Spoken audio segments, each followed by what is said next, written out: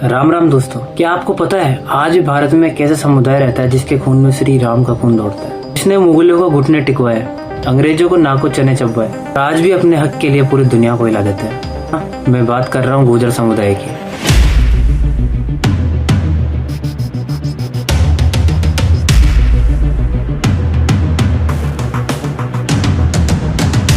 हमको 5% आरक्षण मिल गया है।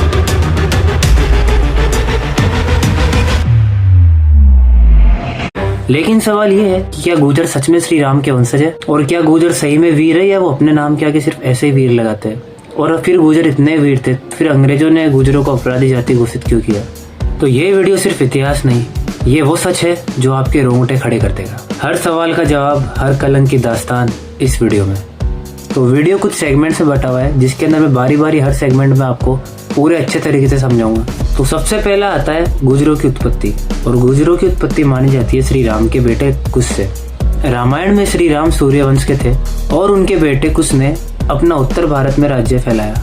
डॉक्टर दशरथ शर्मा की किताब अर्ली चौहान डायनेस्टीज में लिखा है गुर्जरों का मूल उत्तरी भारत व एशिया से जुड़ा है, और ये वही इलाका है जहाँ पे कुश का वंश था। दूसरा के मुंशी की किताब the glory that was Gurjar देशा में वो कहते हैं कि गुर्जर प्रतिहारों का उदय उत्तरी भारत में हुआ, जहाँ पर सूर्यवंश की सारी परंपराएं मजबूत थी।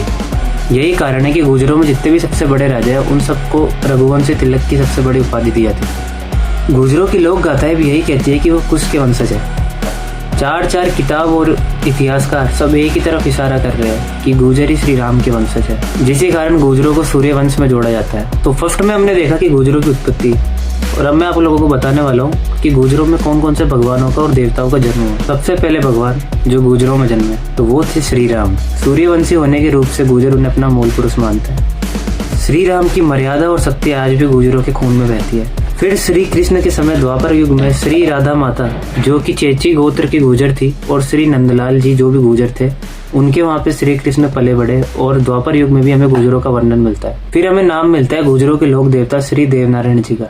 लोक कथाओं में वह श्री विष्णु जी का अवतार कहलाता है, जिन्होंने 10वीं सदी में बगड़ राजस्थान में जन्म लिया था। और फिर एक भगवान और आते जिन्होंने गुर्जरों में जन्म लिया, जिनका नाम था श्री बाबा मोहन राम, जिन्हें हम कृष्ण जी का अवतार भी मानते हैं। और यही नहीं, बाबा रामदेव और गोगा जी की भी कई गुर्जर समुदाय के लोग बहुत पूजा करते हैं, आस्था रखते हैं। सूर्यवंश का ये आध्यात्मिक गौरव हर गुर्जर के दिल में बसता है।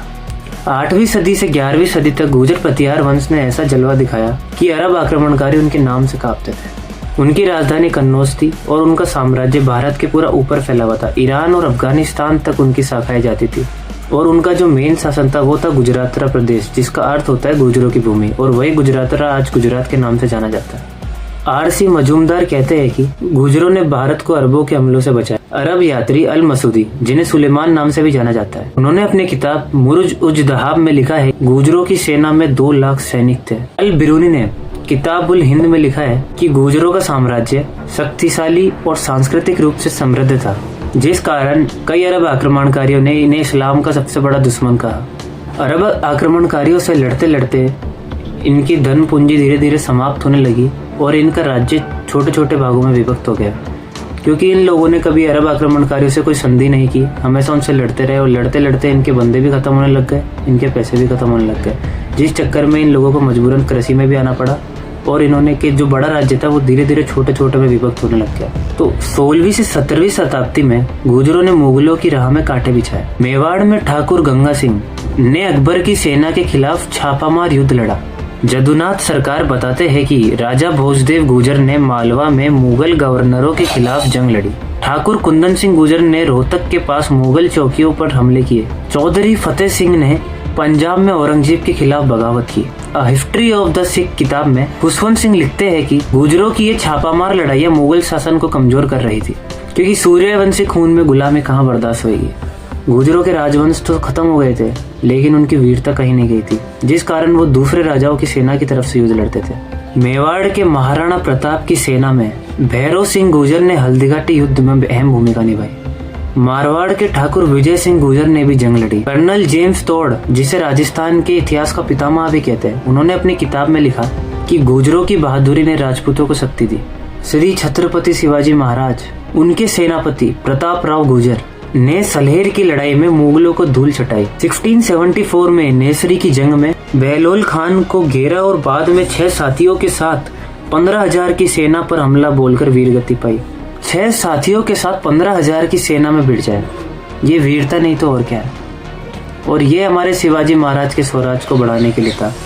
तो 1857 की क्रांति के अंदर सबसे पहला जो क्रांति हुई थी वो गुर्जरों ने की। मेरठ में शुरू हुए विद्रोह में गुर्जरों ने अंग्रेजों के खिलाफ हथियार उठाए। बल्लभगढ़ गढ़ के राव तुलाराम ने दिल्ली के पास अंग्रेजों को चक्कर दिया। ठाकुर हरदेव सिंह गुर्जर ने अंग्रेजी चौकियों पर तलवार चलाई। रेवाड़ी में ठाकुर राव गोपाल सिंह गुर्जर ने अंग्रेजी फौज पर हमला बोल दिया। एंड्रू वॉर्ड की आर बोन्स एंड स्कैटर्ड में लिखा है कि गुर्जर दिल्ली के आसपास अंग्रेजों को हफ्तों उलझाए रखा। कर्नल जेम्स टोड ने गुर्जरों को जन्मजात योद्धा कहा है और ये सही साबित भी हुआ। 1857 के बाद भी गुर्जरों ने हार नहीं मानी।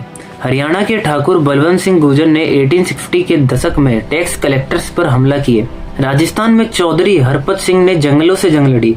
वीडी सावरकर की the Indian war of independence में लिखा है कि गुर्जरों की बगावत ने ब्रिटिश शासन की नींव हिलाई। अंग्रेजों ने 1857 में क्रिमिनल ट्राइब एक्ट पास कर गुर्जरों को अपराधी जाति घोषित कर दिया। बिना सबूत जन्म से अपराधी हो आप लोग, क्योंकि आप गुर्जर हो, ऐसा अंग्रेजों का कहना था। क्योंकि वो गुर्जरों को दबा नहीं सके, डकैत कहकर बदनाम किया। लेकिन गुर्जर हमेशा से आजादी के सिपाही थे, इसलिए गुर्जरों को वीर कहा गया, क्योंकि गुर्जर कभी किसी के सामने दबे नहीं है। और ये जो अंग्रेजों का अपराधी जाति का टैग था तो आज भी गुर्जरों के साथ है। कई लोगों को जब गुर्जरों को बदनाम करना होता है तो बस वो डायरेक्ट गुर्जरों को अपराधी ही बोलते हैं, डकैत बोलते हैं। उस समय से लेकर प्राचीन काल के अंदर जो गुर्जरों की वीरता थी वो आज भी वो कम नहीं हुई।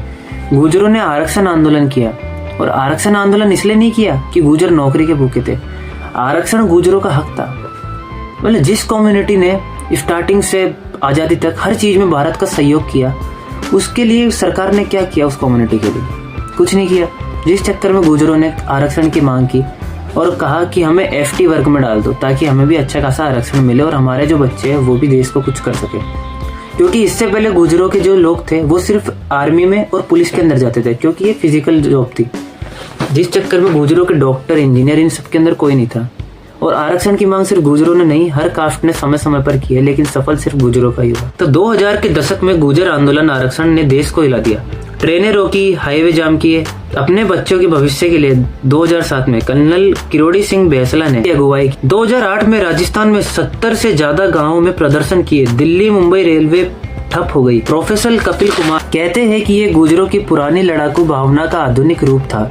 हरियाणा में सचिन पायलट ने भी आवाज उठाई और कई सारे गुर्जरों के लोग शहीद हुए। आंदोलन के समय गोलियां चलाई गई, लठ मारे गए। डेथ बोडिया बगल में पड़ी है। करीब 70 से 80 लोग वहाँ पे शहीद हुए, कई लोग इंजर्ड हुए, लेकिन गुर्जर वहाँ से भागे नहीं। किरण चौधरी और नवीन जय हिंद जैसे लोग समाज को आगे ले जा रहे हैं। गायक राम स्वरूप लांबा ने गुर्जर संस्कृति को दुनिया तक पहुँचाया। सुंदर सिंह गुर्जर, अपूर्वा चंडेला और इसके जैसे कई गुर्जरों के बालक आज ओलंपिक्स में देश का नाम रोशन कर रहे हैं। IIT, IIM से लेकर विदेशों तक गुर्जर बच्चे चमक रहे हैं। उनकी गुर्जरी भाषा और त्योहार आज भी जिंदा है। तो दोस्तों, ये थी गुर्जरों की कहानी।